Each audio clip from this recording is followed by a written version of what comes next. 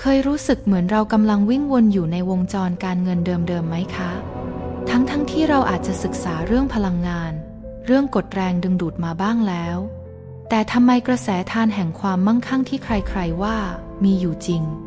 มันถึงยังไม่ไหลมาหาเราอย่างเต็มที่เสียทีเหมือนมีกำแพงใสๆที่มองไม่เห็นคอยขวางกั้นโอกาสดีๆหรือทำให้เงินที่เข้ามาต้องไหลออกไปเสมอแล้วถ้าเราจะบอกว่าต้นตอของกำแพงล่องหนนั้นอาจไม่ได้อยู่ที่กลยุทธ์ภายนอกหรือโชคชะตาฟ้าลิขิตเพียงอย่างเดียว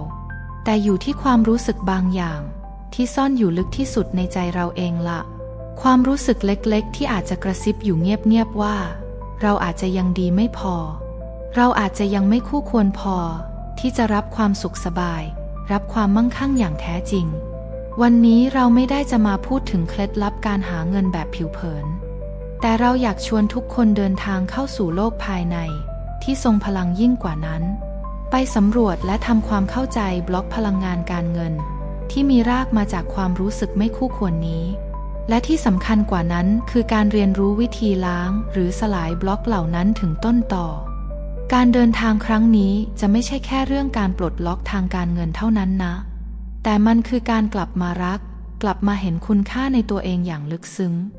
และเมื่อแสงสว่างแห่งการเห็นคุณค่าในตัวเองเปล่งประกายออกมาอย่างเต็มที่กำแพงที่เคยกั้นขวางจะค่อยๆทลายลงเพื่อเปิดทางให้ความมั่งคั่งและความสุขในทุกมิติให้ไหลเข้ามาสู่ชีวิตเราอย่างเป็นธรรมชาติเองอยู่ฟังด้วยกันจนจบแล้วเราจะค้นพบกุญแจสำคัญดอกนี้ไปด้วยกันทำไมการเข้าใจเรื่องนี้ถึงเปลี่ยนชีวิตเราได้จริงๆเพราะในโลกของพลังงานซึ่งเป็นรากฐานของทุกสิ่งที่ปรากฏเงินไม่ใช่แค่กระดาษหรือตัวเลขแต่มันคือพลังงานรูปแบบหนึ่งเป็นพลังงานแห่งการแลกเปลี่ยนการไหลเวียนการได้รับและการให้ไปเหมือนแม่น้ำสายใหญ่ที่พร้อมจะไหลไปหล่อเลี้ยงทุกชีวิตพลังงานความมั่งคั่งก็พร้อมจะไหลเข้าสู่ชีวิตทุกคนเช่นกันแต่มันจะไหลไปในทิศทางที่สอดคล้องกับคลื่นพลังงานที่เราส่งออกไปซึ่งคลื่นพลังงานที่สำคัญที่สุดคลื่นหนึ่งก็คือคลื่นความถี่จากความรู้สึกที่เรามีต่อตัวเองโดยเฉพาะอย่างยิ่งความรู้สึกถึงคุณค่าในตัวเองถ้าความรู้สึกไม่คู่ควรหรือการเห็นคุณค่าในตัวเองต่ำเปรียบเสมือนการที่เราปรับคลื่นวิทยุในตัวเราให้รับแต่สถานีที่เปิดเพลงเศร้าและรับแต่ความขาดแคลนต่อให้สถานีเพลงแห่งความสุขและความมั่งคั่งจะส่งสัญญาณแรงแค่ไหนเครื่องรับของเราก็จูนไปไม่เจอคลื่นมันไม่ตรงกันนั่นเองค่ะลองนึกภาพความรู้สึกถึงคุณค่าในตัวเองที่เต็มเปี่ยมมันจะสร้างสนามพลังงานรอบตัวเราที่มีแรงดึงดูดสูงเหมือนแม่เหล็กทรงพลังที่ดึงดูดสิ่งดีๆรวมถึงโอกาสทางการเงินเข้ามาหาในทางกลับกันนั้นความรู้สึกด้อยค่าไม่ดีพอก็สร้างสนามพลังงานที่ผลักไสหรือทำให้สิ่งดีๆที่เข้ามาแล้วกลับอยู่กับเราได้ไม่นานมันเป็นกลไกง่ายๆของพลังงานในจักรวาลที่ไม่ได้ตัดสินว่าใครดีใครไม่ดีเพียงแต่ตอบสนองต่อคลื่นที่เราส่งออกไปเท่านั้นเหมือนเราโยนหินลงน้ำและระลอกคลื่นก็กระจายออกไปตามแรงที่เราโยนความรู้สึกและความเชื่อภายในของเราก็คือแรงสั่นสะเทือนที่เราส่งออกไปตลอดเวลานั่นเองแล้วความรู้สึกไม่คู่ควรเหล่านี้มันมาจากไหนกันส่วนใหญ่แล้วมันไม่ได้เกิดขึ้นมาลอยๆแต่มักจะถูกหว่านเมล็ดพันธุ์เอาไว้ตั้งแต่เรายังเป็นเด็กน้อยผ่านคำพูดที่เราได้ยินและผ่านประสบการณ์ที่เราเจอหรือผ่านการตีความโลกในแบบเด็กๆของเราเองหรือผ่านความเชื่อที่ส่งต่อกันมาในครอบครัวในสังคมโดยที่เราไม่รู้ตัวอาจจะเป็นคำพูดเปรียบเทียบคำตำหนิติเตียนบ่อยๆการไม่ได้รับคำชมเชยในสิ่งที่เราทำหรือการเห็นพ่อแม่ลำบากเรื่องเงินจนเราสรุปเอาเองลึกๆว่าเงินเป็นของหายากหรือเราไม่ดีพอที่จะได้รับมันง่ายๆสิ่งเหล่านี้ค่อยๆก่อตัวเป็นโปรแกรมในจิตใต้สำนึกกลายเป็นความเชื่อฝังใจที่คอยกำกับการกระทำและความรู้สึกของเราเกี่ยวกับเงินโดยที่เราอาจไม่เคยสังเกตเห็นมันเลยทีนี้เราลองมาดูกันชัดๆว่าบล็อกพลังงานหรือกำแพงล่องหนที่เกิดจากปมด้อยค่าเหล่านี้มันมีหน้าตาเป็นอย่างไรบ้างในชีวิตจริง มันไม่ใช่เรื่องลึกลับซับซ้อนอะไรเลยแต่อาจจะเป็นรูปแบบความคิดความรู้สึกหรือพฤติกรรมบางอย่างที่เราทำซ้ำๆจนชินแต่มันกลับคอยขวางทางความมั่งคั่งของเราอยู่ลองสำรวจตัวเองดูว่าเรามีรูปแบบเหล่านี้บ้างหรือเปล่ารูปแบบแรกที่พบบ่อยคือความเชื่อที่ว่าฉันต้องเหนื่อยต้องลำบากเท่านั้นถึงจะมีค่าพอที่จะได้เงินคนที่ติดบล็อกนี้มักจะรู้สึกผิดถ้าได้เงินมาง่ายๆหรือได้มาโดยไม่ต้องทำงานหนักลึกๆแล้วเชื่อว่าตนเองไม่คู่ควรกับความสบายหรือความช่วยเหลือใดๆดังนั้นจึงมักดึงดูดสถานการณ์ที่ต้องดิ้นรนหรือทำงานหนักเกินตัวอยู่เสมอรูปแบบที่สองคือความกลัวความสำเร็จหรือกลัวที่จะมีมากกว่าคนอื่นอาจจะฟังดูแปลกแต่ก็เกิดขึ้นบ่อยมากถึงคนที่รู้สึกไม่คู่ควรอยู่ลึกๆอาจจะกลัวว่าถ้าตัวเองประสบความสำเร็จหรือร่ำรวยขึ้นมาจะถูกคนอื่นอิจฉาถูกตัดสินหรือไม่เป็นที่ยอมรับในกลุ่มเพื่อนหรือแม้แต่ครอบครัวเลยเผลอบล็อกจิตใต้สำนึกหรือขัดขวางความสำเร็จของตัวเองโดยไม่รู้ตัวรูปแบบที่3อันนี้ก็เจอบ่อยคือการปฏิเสธการรับเคยสังเกตตัวเองดูหรือเปล่าเวลาใครชมเราใครให้ของขวัญใครเสนอความช่วยเหลือเรามักจะรีบปฏิเสธหรือรู้สึกเกรงใจอย่างมากขึ้นมาทันทีอาการเหล่านี้สะท้อนความรู้สึกไม่คู่ควรที่จะรับสิ่งดีๆที่เข้ามาในชีวิตซึ่งแน่นอนว่ามันย่อมส่งผลต่อการรับเงิน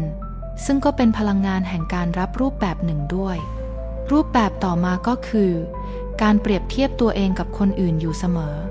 พอเรามองคนอื่นแล้วรู้สึกว่าเขาดีกว่าเก่งกว่ามีมากกว่าพลังงานเราจะหดเล็กลงทันทีและรู้สึกด้อยค่าไม่มั่นใจในความสามารถของตัวเองทำให้ไม่กล้าลงมือทำอะไรใหม่ๆไม่กล้าเรียกราคาที่เหมาะสมกับคุณค่าของเรามันเป็นการปิดกั้นโอกาสทางการเงินที่อาจจะเข้ามาด้วยมือของเราเองและรูปแบบสุดท้ายที่อยากพูดถึงคือความรู้สึกผิดเมื่อใช้เงินเพื่อตัวเองโดยเฉพาะการใช้เงินเพื่อความสุขหรือการดูแลตัวเองหลายคนรู้สึกว่าต้องดูแลคนอื่นก่อนต้องประหยัดอดออมสุดๆการใช้เงินปรนเปรอตัวเองมันเป็นเรื่องสิ้นเปลืองหรือไม่เหมาะสมซึ่งก็สะท้อนความเชื่อลึกๆว่าเราไม่คู่ควรพอที่จะได้รับความสุขสบายนั้นพอเราเริ่มมองเห็นหน้าตาของกำแพงล่องหนเหล่านี้แล้วคำถามสำคัญต่อมาก็คือแล้วเราจะสลายหรือล้างมันออกไปได้อย่างไรจะทำลายเขื่อนที่กั้นกระแสทานความมั่งคั่งนี้ได้อย่างไรข่าวดีก็คือมันมีเครื่องมือที่ทรงพลังและทำได้ง่ายๆอยู่และหนึ่งในเครื่องมือที่ได้รับการยอมรับอย่างกว้างขวางในวงการจิตวิทยาพลังงานและให้ผลลัพธ์ที่น่าทึ่งในการปลดปล่อยอารมณ์และความเชื่อที่ติดค้างก็คือเทคนิคที่เรียกว่า EFT Tapping หรือเทคนิคปลดปล่อยอารมณ์บางคนอาจจะเรียกว่า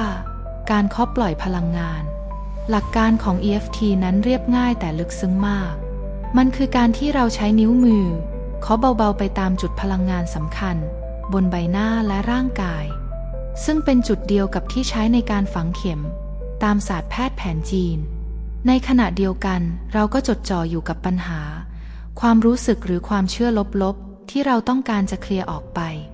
การเคาะกระตุ้นจุดพลังงานพร้อมกับการจดจ่อที่ปัญหาเหมือนเป็นการส่งสัญญาณพิเศษเข้าไปในระบบประสาทและพลังงานของเรา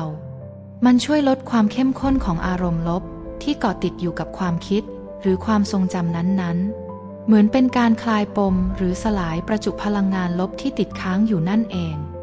สิ่งที่น่าสนใจก็คือ EFT มันทำงานโดยตรงกับสมองส่วนอารมณ์และระบบพลังงานในร่างกายทำให้เราสามารถเข้าถึงและปลดปล่อยความเชื่อหรือความรู้สึกที่ฝังลากลึกในระดับจิตใต้สำนึกของเราได้ซึ่งบางครั้งการใช้ความคิดหรือการพูดคุยอย่างเดียวอาจจะเข้าไม่ถึงจุดนั้นลองนึกภาพเหมือนเรามีตะกอนของความรู้สึกที่ไม่คู่ควรมันตกค้างอยู่ในระบบพลังงานของเราการทำ EFT ก็เหมือนการเข้าไปกวนหรือสล้างตะกอนเหล่านั้นให้หลุดออกไปทำให้น้ำในระบบของเรากลับมาใสสะอาดให้พลังงานไหลเวียนได้สะดวกอีกครั้งเป็นการทำงานที่ต้นตอคือที่ระดับพลังงานและความรู้สึกโดยตรงนั่นเอง ตอนนี้เราอยากจะชวนทุกคนมาลองสัมผัสประสบการณ์เล็กๆนี้ดูไม่ต้องกังวลไม่ต้องพยายามทำอะไรให้สมบูรณ์แบบแค่อยากให้ลองเปิดใจสัมผัสกับความเป็นไปได้ในการปลดปล่อยนี้หากคุณอยู่ในที่ที่สะดวกและรู้สึกผ่อนคลายอยู่แล้วลองทำตามไปพร้อมๆกันลองหลับตาเบาๆหายใจเข้าลึกๆหายใจออกช้าๆสัก 2-3 ครั้งรู้สึกถึงร่างกายที่นั่งอยู่ตรงนี้รู้สึกถึงลมหายใจ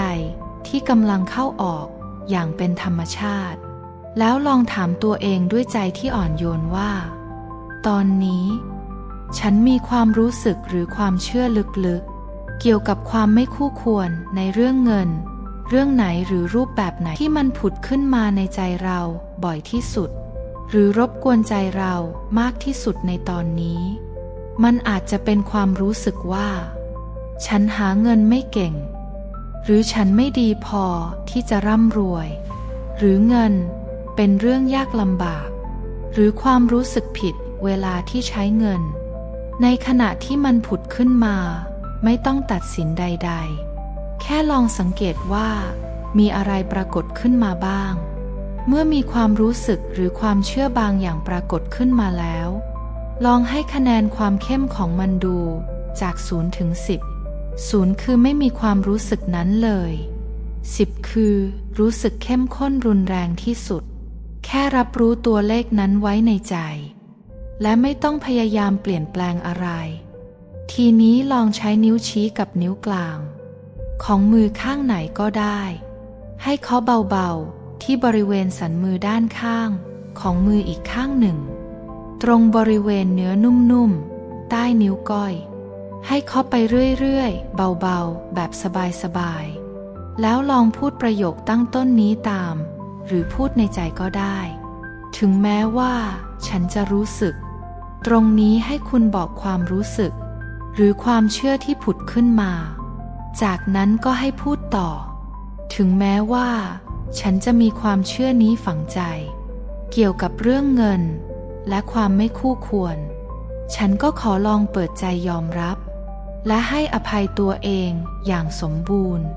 เพราะฉันรักตัวเองฉันรักเธอจากใจจริงลองพูดซ้ำๆแบบนี้สัก 2-3 รอบ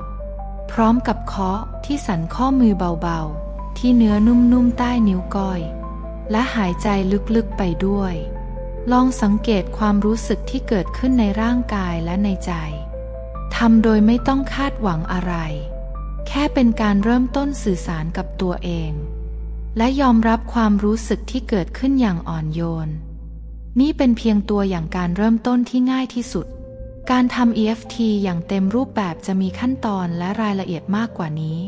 แต่หัวใจสำคัญคือการยอมรับความรู้สึกที่เกิดขึ้นและการส่งความรักความเมตตาให้ตัวเองในขณะที่เรากำลังเผชิญหน้ากับความเชื่อเก่าๆที่ไม่ได้รับใช้เราอีกต่อไปเมื่อเราได้เริ่มต้นกระบวนการล้างและปลดบล็อกพลังงานเหล่านี้แล้วชีวิตของเราจะเริ่มเปลี่ยนแปลงไปในทิศทางไหนบ้างลองจินตนาการถึงความรู้สึกหลังจากที่เขื่อนแห่งความไม่คู่ควรนั้นได้ทลายลงมันคือความรู้สึกโล่งโปร่งเบาสบายอย่างที่ไม่เคยรู้สึกมาก่อนเหมือนภาระหนักอึ้งที่แบกไว้บนบ่ามานานแสนนานได้ถูกปลดวางลงความคิดของเราจะปลอดโปร่งขึ้นและมองเห็นโอกาสใหม่ๆได้ชัดเจนขึ้นไอเดียสร้างสรรค์ต่างๆที่เคยถูกปิดกั้นจะเริ่มผุดขึ้นมาอย่างง่ายดายเราจะกล้าที่จะลงมือทำในสิ่งที่หัวใจเรียกร้องและกล้าที่จะแสดงศักยภาพที่แท้จริงออกมาเรากล้าที่จะตั้งราคาที่สะท้อนคุณค่าของเราอย่างสมเหตุสมผลและกล้าที่จะรับโอกาสดีๆผู้คนดีๆรวมถึงเงินทองที่ไหลเข้ามามากขึ้นความสัมพันธ์ของเรากับเงินจะเปลี่ยนไปโดยสิ้นเชิงจากเดิมที่อาจจะเต็มไปด้วยความกังวลความกลัวและความขาดแคลนจะกลายเป็นความรู้สึกขอบคุณความไว้วางใจและความรู้สึกถึงความอุดมสมบูรณ์เราจะใช้จ่ายเงินด้วยความสุขด้วยความรู้สึกคู่ควรไม่ใช่ด้วยความรู้สึกผิดและในขณะเดียวกันนั้นเราก็จะเปิดรับเงินที่ไหลเข้ามาด้วยใจที่กว้างขวางและความสำนึกรู้คุณแต่สิ่งที่ล้ำค่าที่สุดที่เกิดขึ้น ไม่ใช่แค่เรื่องตัวเงินที่เพิ่มขึ้นแต่คือการที่เราได้กลับบ้านมาหาตัวเองได้เชื่อมต่อกับคุณค่าที่แท้จริงภายในอีกครั้งได้อบกอดความไม่สมบูรณ์แบบของตัวเองด้วยความรักการสลายบล็อกเหล่านี้คือการประกาศอิสรภาพให้กับจิตวิญญาณของเราคือการบอกกับตัวเองและจักรวาลว่าฉันมีค่าฉันคู่ควรกับสิ่งที่ดีที่สุดฉันมีคุณค่าและฉันคู่ควรกับสิ่งที่ดีที่สุดนี่คือการแสดงความรักต่อตัวเองในรูปแบบที่ทรงพลังและยั่งยืนที่สุดเพราะเมื่อเรารักและเห็นคุณค่าในตัวเองอย่างแท้จริงจากข้างในแล้วโลกภายนอกจะจัดเรียงตัวเองใหม่เพื่อสะท้อนความจริงอันงดงามนั้นออกมาเองย้ำอีกครั้งว่าเมื่อเราแสดงความรักและรักตัวเองอย่างแท้จริงจากข้างในแล้วโลกภายนอกจะจัดเรียงตัวเองใหม่เพื่อสะท้อนความรักและความงดงามข้างในแสดงออกมาให้คุณนั่นเองความมั่งคั่งทางการเงินจึงเป็นเพียงผลลัพธ์ที่ตามมาอย่างเป็นธรรมชาติของการที่เราได้กลับมาเป็นตัวของตัวเองอย่างสมบูรณ์และเปล่งประกายที่สุดเราขอสรุปหัวใจสำคัญที่เราได้คุยกันในวันนี้ไปก็คือ 1. ปัญหาการเงินส่วนใหญ่มีรากฐานมาจากบล็อกพลังงานที่เกิดจากความรู้สึกไม่คู่ควรที่ฝังลึก 2. เงินคือพลังงานที่ตอบสนองต่อคลื่นความถี่และความรู้สึกภายในของเราโดยเฉพาะการเห็นคุณค่าในตัวเอง 3. การบล็อกความไม่คู่ควรมีหลายรูปแบบเช่นเชื่อว่าต้องลำบากถึงจะรวยกลัวความสำเร็จกลัวคนอื่นมายืมและปฏิเสธการรับจนชินมันสะท้อนไปยังเรื่องของเงินทองหรือการติดนิสัยเปรียบเทียบตัวเองกับคนอื่นและรู้สึกผิดบ่อยๆ 4. เราสามารถล้างหรือสลายตัวบล็อกเหล่านี้ได้ด้วยเครื่องมือทางจิตวิทยาพลังงานเช่น EFT Tapping และสุดท้ายการเคลียร์บล็อกเหล่านี้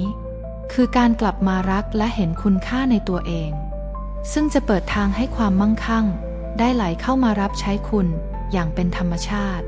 ก็จบแล้วสำหรับเนื้อหาในวิดีโอนี้เราอยากชวนทุกคน